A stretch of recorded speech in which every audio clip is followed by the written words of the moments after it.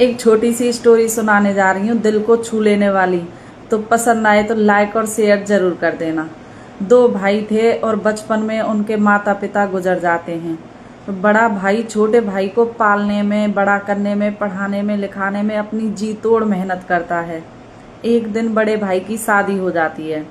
तो बड़ा भाई अपनी घरवाली से कहता है कि जब तक मेरा छोटा भाई कुछ बन नहीं जाएगा तब तक हम बच्चे नहीं करेंगे। तो वो पत्नी भी अच्छे घर से थी, तो उसने अपने पति का साथ दिया और हाँ में हाँ मिलाया कि ठीक है, जैसी आपकी इच्छा।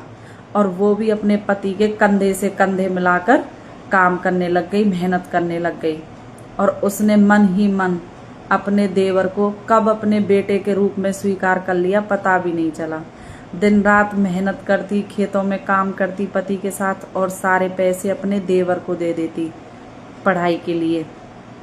एक दिन देवर की जॉब लग जाती है शहर में। जैसे ही जॉब लगती है तो वो शहर चला जाता है।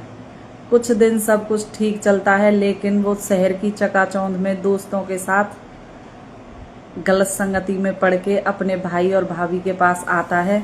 उसके दोस्त उसको भड़का देते हैं कि देख, तेरे और तेरी भाई की लाइफ में जैसे दिन और रात में अंतर होता है ना, तो ऐसे ही तुम दोनों की लाइफ में गांव वाली जिंदगी से अलग हट जा तू।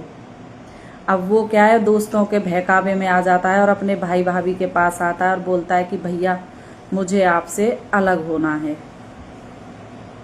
मैं ये गांव वाली जिंदगी नहीं जीना चाहता हूँ, मुझे ये गांव में नहीं रहना, मैं शहर में रहना चाहता हूँ।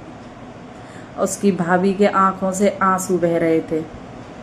फिर भी भैया ने बोला कि कोई बात नहीं छोटे, तू जा, शहर में रह।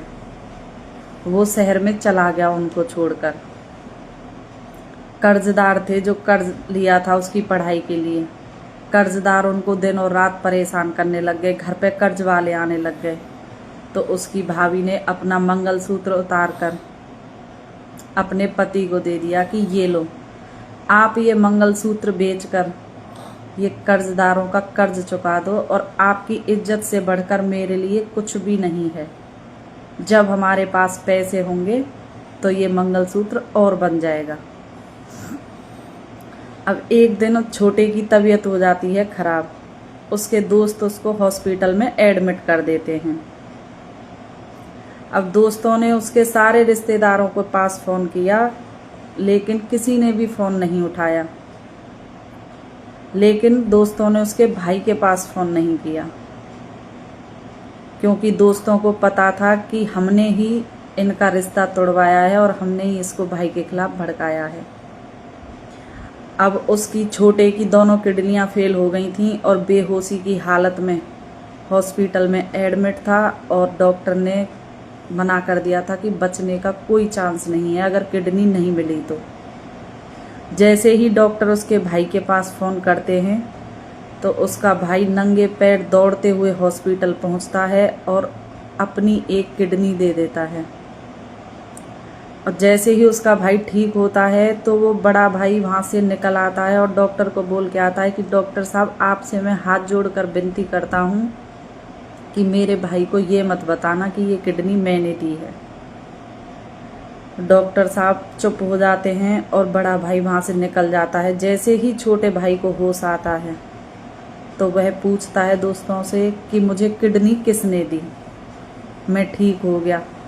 तो दोस्त उसके फिर से भड़काना शुरू कर देते हैं कि देख ले, तेरा भाई तो फिर भी नहीं आया, तू यहाँ मौत और जिंदगी के बीच जंग लड़ रहा था।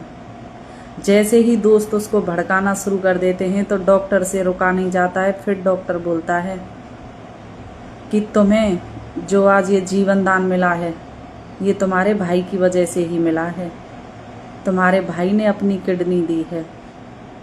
और ये बात सुनकर वो दौड़ा दौड़ा भाभी और भैया के पास जाता है और जाके उनके पैरों में गिर जाता है कि भैया, एक तो मैं वो पहला कर्ज ही नहीं चुका पाया था आपका, और ऊपर से आपने ये कर्ज और मेरे ऊपर कर दिया।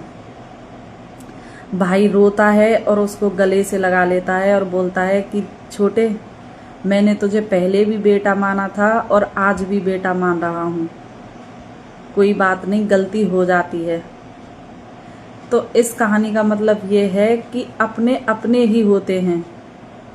कोई रिश्तेदार दोस्त कोई किसी के काम नहीं आता, इसलिए किसी के बहकावे में नहीं आए।